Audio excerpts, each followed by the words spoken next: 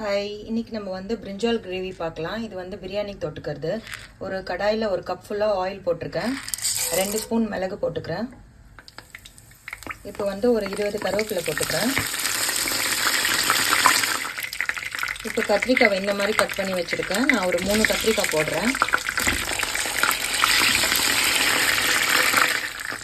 இப்போ அதோடையே வந்து ஒரு வெங்காயம் ஒரு தக்காளி போட்டுக்கிறேன். எல்லாமே நம்ம ஒன்றா போட்டுடணும். அதோடையே வந்து நான் 1 ஸ்பூன் மஞ்சள் பொடி போட்டுக்கிறேன்.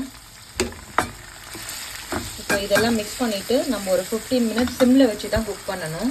நான் திருப்பி காட்டுறேன். இப்போ நல்லா குக் ஆகிடுது. இப்போ நம்ம வந்து ஒரு 2 டம்ளர் புளி தண்ணி ஊற்றிக்கலாம். இப்போ நான் 2 டம்ளர் புளி தண்ணி ஊற்றிக்கிறேன். இப்போ புளி தண்ணி ஊற்றியாச்சு. இப்போ நான் 2 ஸ்பூன் சில்லி பவுடர் போட்டுக்கிறேன். இப்போ இந்த டைமில் போட்டால் தான் நமக்கு அந்த ஃப்ளேவர் கிடைக்கும். முதல்லே போட்டு அது நல்லா இருக்காது. இப்போ இதோட நான் சால்ட் 2 ஸ்பூன் போட்டுக்கிறேன். இப்போ ஜென்டிலாக ஒரு மிக்ஸ் பண்ணால் போதும்.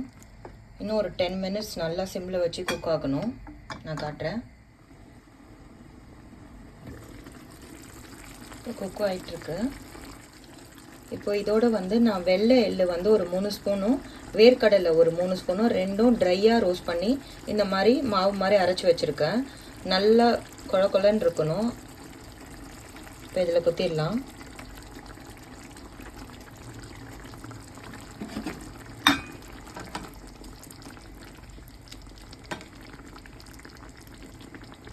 இப்போ இதோடய ஒரு 10 மினிட்ஸ் குக் ஆகணும். இதுக்கு ஆயிலும் கொஞ்சம் நிறைய இருக்கணும். அப்போ தான் அந்த கத்திரிக்காய் கிரேவி டேஸ்ட்டாக வரும்.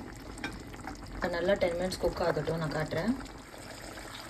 இப்போ இந்த மாதிரி கலர் சேஞ்ச் ஆகிடுது. இப்போ நம்ம ஆஃப் பண்ணிவிட்டு பிளேட்டிங் பண்ணிவிட்டு காட்டுறேன்.